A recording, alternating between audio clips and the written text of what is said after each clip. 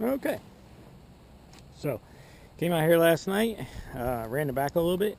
Want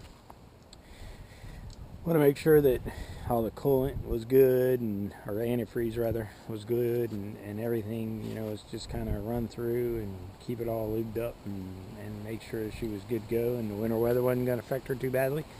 And end up having a problem.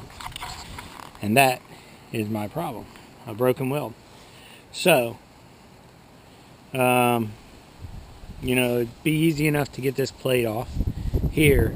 But my question is, for those of you who are excellent welders, which I weld, but I'm not going to in any way, shape, or form tell you that, you know, I'm a well-versed, well-educated, know exactly what's going on welder. I just put two pieces of metal together, put a little electricity to them, and, you know, hope that works.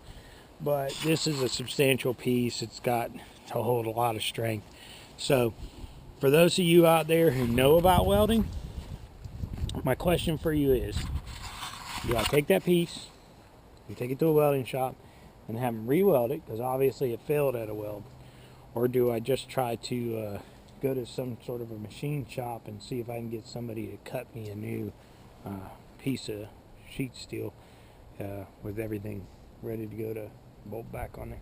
What's your opinion? I mean, again, you know, I'm a hobby welder. I'm not a welder, and the guys out there who know what they're talking about, I'd love to hear from you.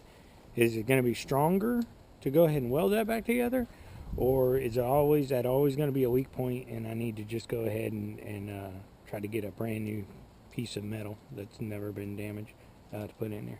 I'd love to hear your opinion. Thanks so much for giving it in advance. My Tabor City home here.